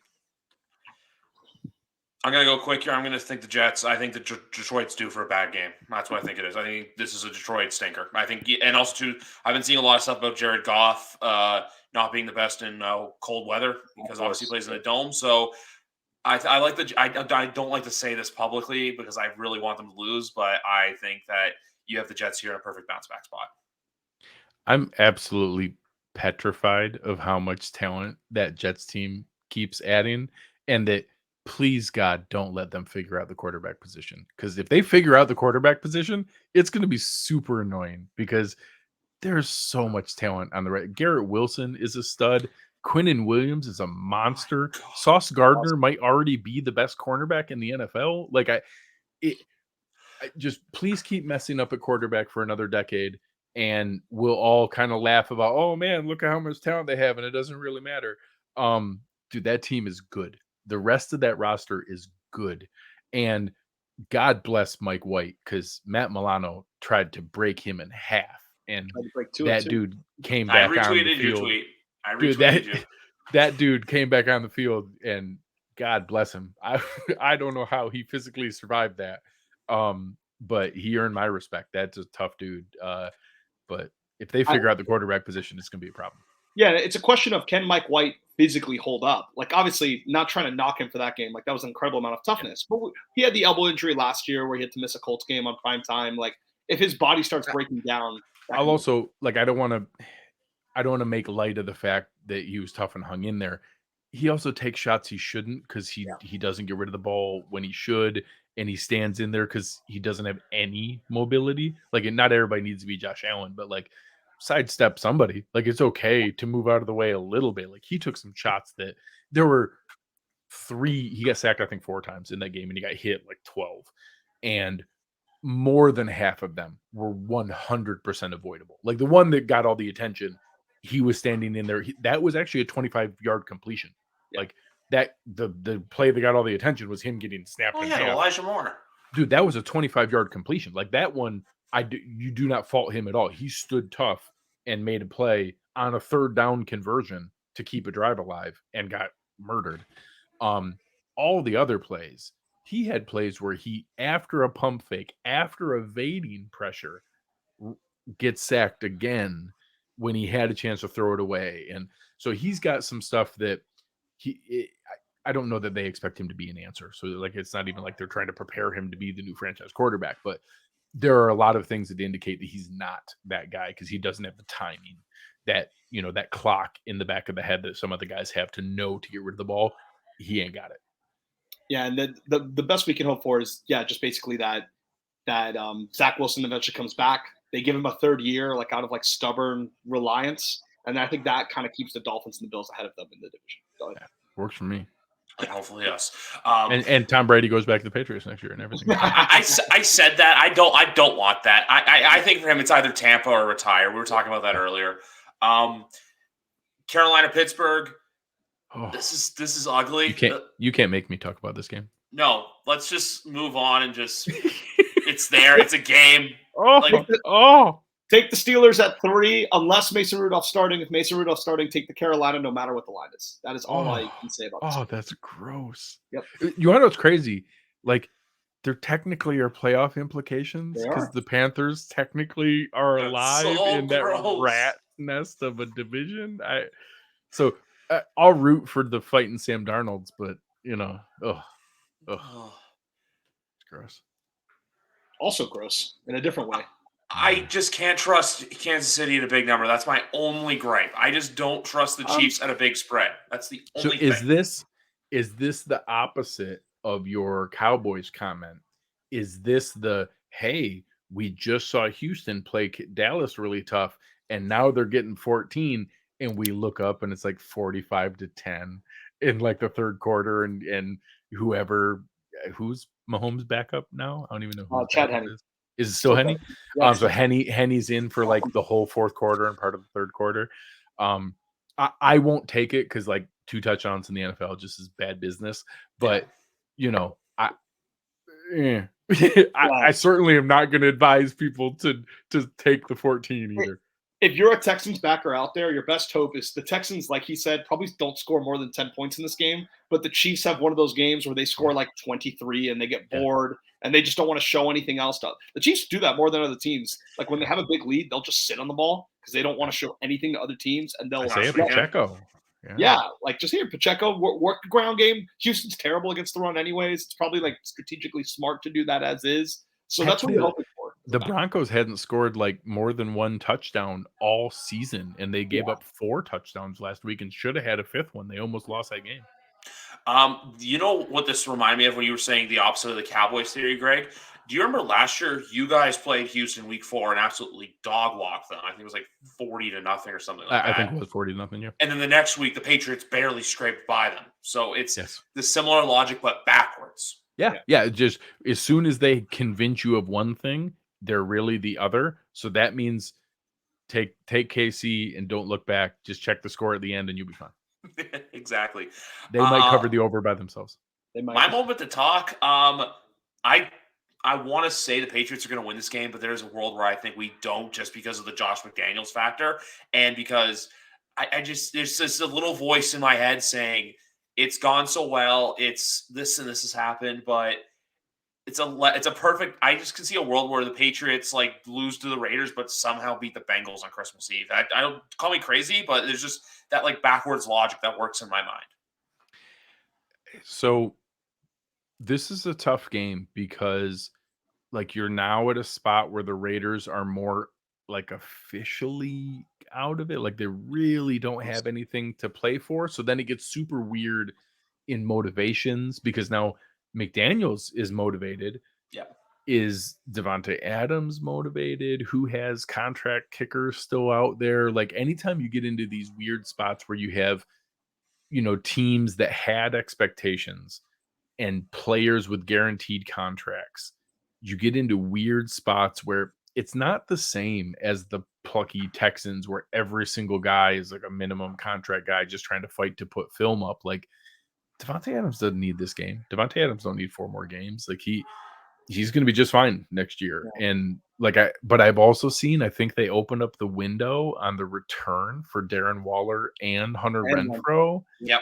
Like it's just super hard for me to get a read on what this Raiders team is going to be like. The Patriots have turned around enough in the last couple here where I think that defense is playing well. Is Stevenson going to play? He's been DNP for the first 2 days. I wouldn't think so at this point. I think it's more or less hoping Damian Harris comes back. Or you know what? The kids were fine on Monday night, so we'll see if they can do it again. My big one is that Christian Barmore's window to come back from IR has come back. And especially if Josh Jacobs is playing. Because, look, even though the Patriots won the game convincingly, James Conner still ran the ball pretty well for a good chunk of the game Monday night. So if we can get Christian Barmore back, that would be huge for this defense. Matthew Judon got drug tested once again today, which didn't he say this like the 10th time this year or something crazy? He's basically every game. Him, and I really wish the NFL had a most improved player award because Josh Uche would be right in that conversation. He's been an absolute animal this year for the Patriots, and I've loved every second of it. But they've got this basically as like a pick'em? Yeah. This is a pick'em. Yeah. Oh, no, I'd take the Patriots all day. Well, yeah. Josh Uche went to my rival high school, by the way. He's from Miami. He went to my rival high school directly. They played same one Dalvin Cook went to? No, Dalvin Cook went to a different one, but also in that same network of Miami school. Yeah. The only thing I'll say, too, is if I see more than 3 screens, I'll want to kill myself. But that's the thing with this Patriots team. It's just they're just so not unpredictable in the sense of you know what they're going to do, but like unpredictable in the sense of how, for some reason, play action and shotgun works. But then the next play, they go to a check down screen and I want to strangle myself. That's just how it's been all season. And with this team, I know you're saying the fraud bucket. If they make it in this year, great. If not, I'm looking at next year to, do the third year. Like, how perfect example, because both of you guys, Josh's third year, what do? You go out and get a stud wide receiver. Yes. 2 is third year. 2 is third year. You go get Tyreek Hill. Now, I'm not saying go out and get someone, but I'm saying make that move that can really help get back to number 1, whether it's through the draft or whether it's through a trade or free agency. Well, that's what I think. Yeah. And they also have $53 million in cap to spend next year already. Yeah. The strategy behind that isn't just to add for the competitive element. Yeah. It's you get the true evaluation. Yes. If we eliminate the variables because we added the talent, it now means we know if you're the guy. Because if we give you Stephon Diggs, if we give you Tyreek Hill and you don't produce, well, then we know you're not the guy.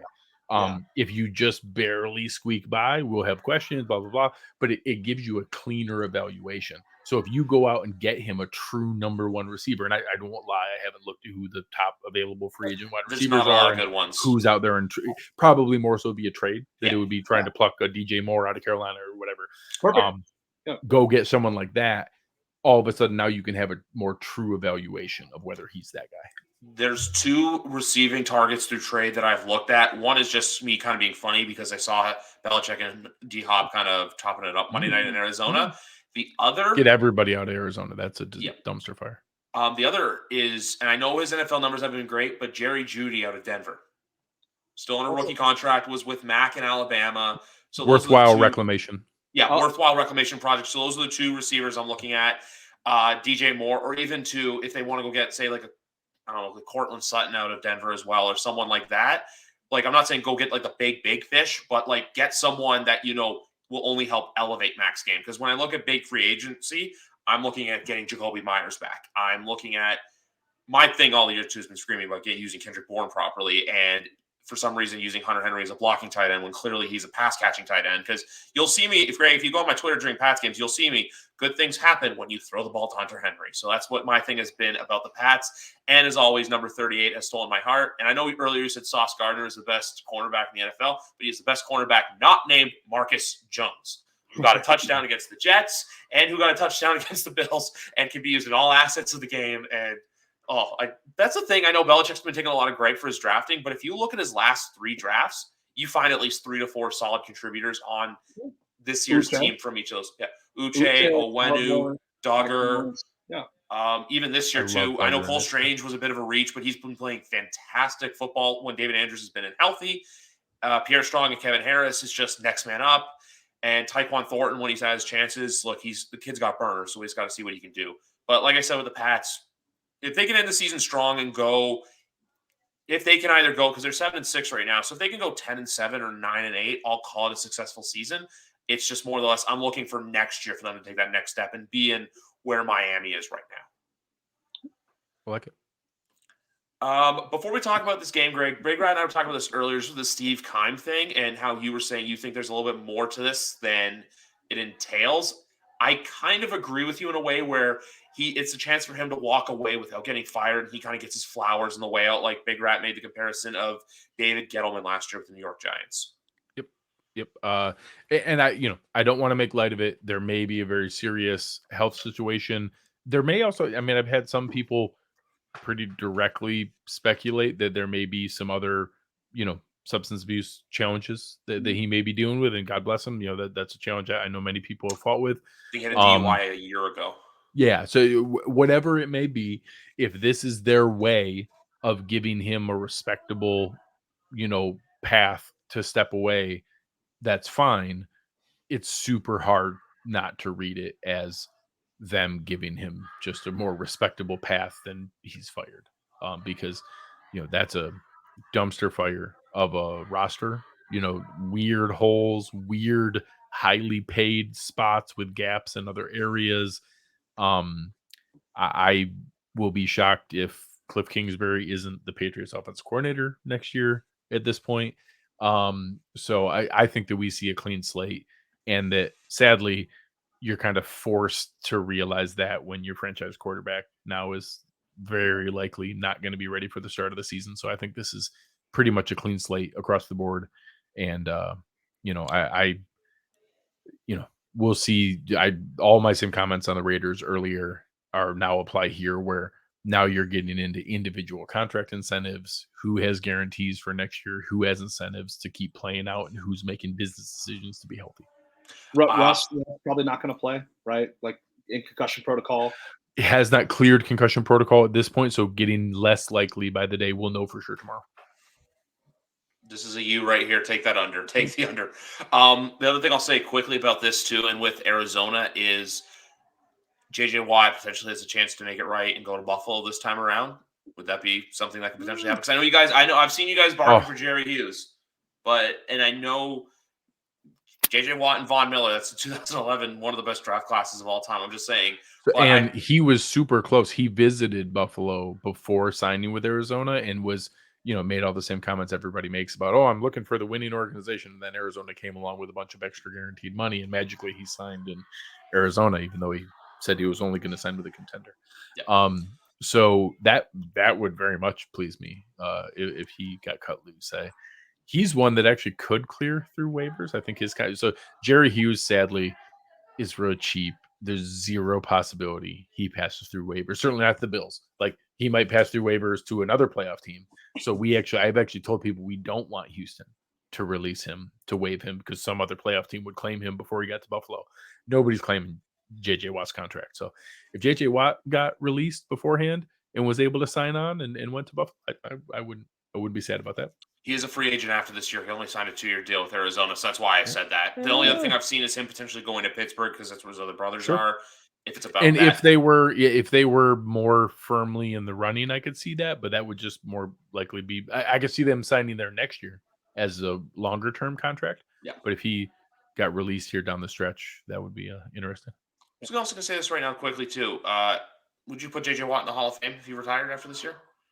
I think people. He's a little try hard for me sometimes and comes off a little cheesy.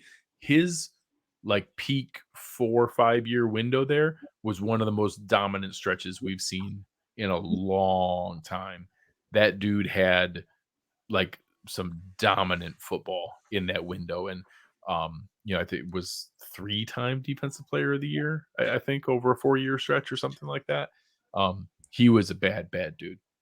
Yeah, I have no other comments on this game because it's this game. I don't know how I have any. But the last thing you got to know about JJ Watt is he almost won MVP in 2014. Imagine a defensive player being in the MVP race now. It's like not possible. Yeah. Like, I know everyone says Micah Parsons, but realistically, it's probably between him, Bosa, and this might be a biased comment for me, but Judon, if Judon can get near 20 sacks. Like, if Judon can have what Robert Quinn did last year, and I think Robert Quinn was at like 18 or 19 sacks, it'll be those 3 for DPOY. Also, as I'm watching, what I'm going to say right now is I think Seattle's true colors are starting to come out, and they're not as good as we thought, and that's San Francisco. I was saying this. They can win a Super Bowl with Brock Purdy. Well, just like the Giants earlier on, when you have teams with all those variant 1-score wins lucking out over and over and over again, you start to think that, they know how to win those games. And really it's no, every team has an opportunity to do those. And just like Bills fans are in the same spot of like, at this point last year, we were 7-6. Now we're 10-3. They're pretty much about the same team. It's just that last year we were 0-5 in 1-score games, and this year we're 5-3 in 1-score games. It's just they're probably about the same team. The Seahawks were never that good. The Giants were never that good. They just won a bunch of 1-score games and looked really good, and now their true colors are showing. We were saying that about the Vikings, how it's like last year's Arizona Cardinals or the Steelers 2 years ago. But the one thing I'll say about the Bills and 1-score games is, though, McDermott earned a lot of respect for me with that Baltimore comeback of how he handled the clock management with, like, I know you cleared the air with us on what happened in the 13 seconds. Yeah, with the but still, they still had plenty of opportunities that they could have done a lot better. He earned his roses, if you will, for me in that game. Like, where like the notches on the belt, where it's like, he knows how to coach. The only thing I'm going to say about this one is I think Tennessee here is a bounce back +3. When I look at the Chargers, I know everyone's saying their schedule is easy down the stretch, but they're the one team I look at in the playoff hunt that can truly, for lack of a better word, piss down their own leg. I think that's about it. It's super hard to see. I've written off Mike Vrabel coach teams so many times, so I'll stop myself from doing it again because they always find a way. And I've talked myself into, there's way too much talent on this Chargers roster for them to vomit on themselves again. So the Titans are going to blow out the Chargers. And my only comment on this game is just that you would think the bottom's got to stop falling out at some point for Tennessee. Are they just going to lose every week, like against every good team they face? It seems unlikely. It's not Vrabel's history. He's kind of the new Tomlin. He knows how to rally his team when they're 1 or 2 games teetering on 500 to get the win. But Chargers, they're frauds. I've said that all year, but they never had all their offensive guys healthy. And now you have Keenan, Mike Williams, and Corey Linsley all healthy together. It was interesting to watch that on Sunday Night Football. That was, even though they only scored 23 points, their offense looked different to me. So maybe they carried into it. But definitely better. Take the Titans on to the next one. And also too, I saw a tweet today saying like Herbert over Allen, and I'm like, guys, let's just not compare the two of them. They're both good in their own respective ways. Yeah. Like, I just don't like how everything nowadays is so like we have to compare everything. Like, why don't we just give each of its guys their respect they deserve? Because both are really elite quarterbacks in this league. Sure. And it's okay to want, Justin Herbert to have a winning record one time first. Yeah. Because guess what? Because that's the thing too. Like how we were talking earlier about the wide receiver holdouts this year with a lot of guys. The quarterback market's gonna fucking explode this offseason. Oh yeah, it's good. There's gonna be some madness. There's gonna be a little bit of craziness, but call me crazy, but Tampa Bay plus 3.5 isn't the worst idea in the world here. I'm just thinking about it, like because the public is huge on Cincinnati here. Oh yeah. I think this is a spot where we could see some Tom Brady magic. I think we could see some Tom magic in this game, or we get the opposite and Joe Burrow just lights them the fuck up. So I made a ton of money over the years consistently betting on Tom Brady because I win no matter what. Either I win money or I'm happy. One or the other. Either I get to watch Tom Brady lose or he wins me money. So once again, I will bet my money on Tom Brady and I'll either be happy or I'll have money. And the betting podcast I listened to, they actually took the Bucs this week, and they fade the Bucs every week. The Bucs have got to be. I think they're the worst team in the NFL against the spread. This is the best team against. This is the fun thing about this game. Cincinnati, best team against the spread in the NFL. Bucs are the worst team in the NFL against the spread. So that's where this is. That's where as well. Why I think the Bucs can cover. It's just that. Yeah, those records even out. Yeah, it's like no one thinks the Bengals are going to cover. They're going to do this, but then.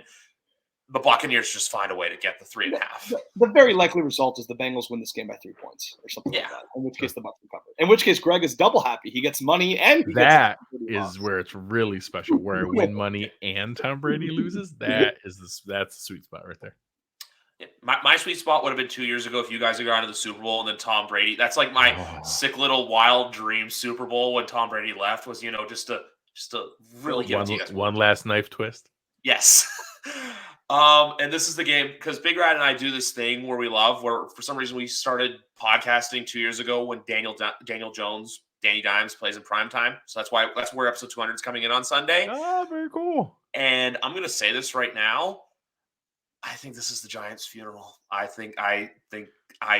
just don't. I can see them covering the 4.5. Don't get me wrong. I just don't see a world where they find themselves back because I know, how it's always next man up in the NFL. I feel like with the Giants, they're next man up, except for former Bill Isaiah Hodgins, who's actually been a really nice addition for them. Pretty solid. Everywhere else where they've needed a man to step up, there's just the level of competition just significantly drops for them. And also, Commanders off a bye. I was just going to say that such a ridiculous, weird scheduling advantage that you let Washington play New York, they get a week off and play New York again, and New York has a game in between, and coming off a bye and then being able to then be at home. So it's just weird. Like they got to play them, have a week off, then sit at home and have them come in.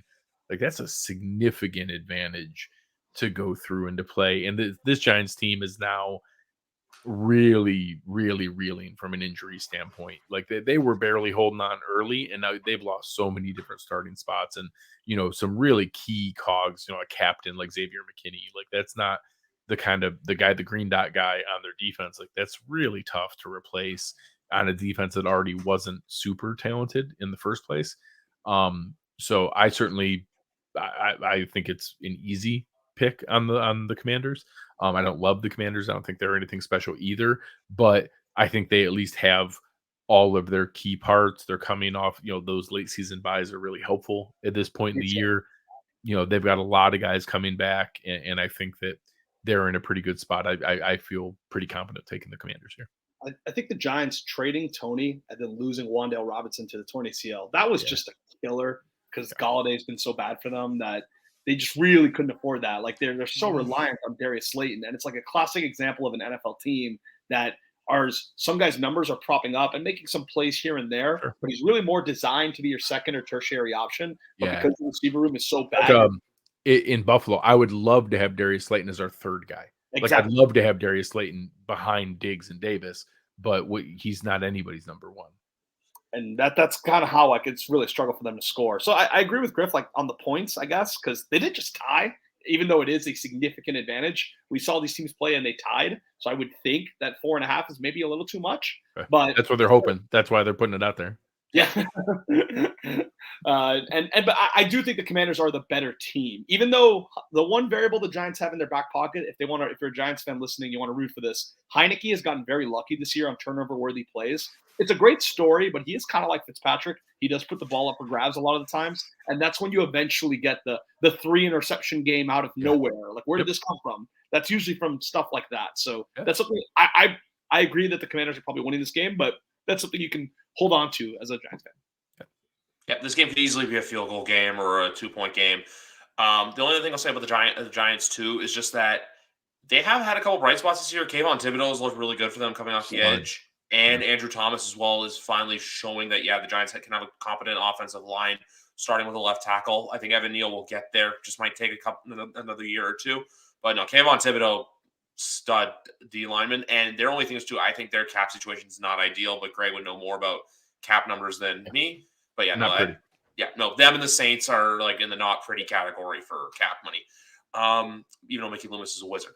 Monday Nighter that I don't think any of us care to watch. I think we'll watch bits and pieces of it. Fantasy. That's the only thing. Just if somebody's got like Aaron Jones or Alan Lazard or something. I have a slight rooting interest because the Dolphins play the Packers on Christmas Day, and I think if the Packers lose again, that's when we'll see Jordan Love come in. So strategically, as a fan, I'm kind of rooting for that.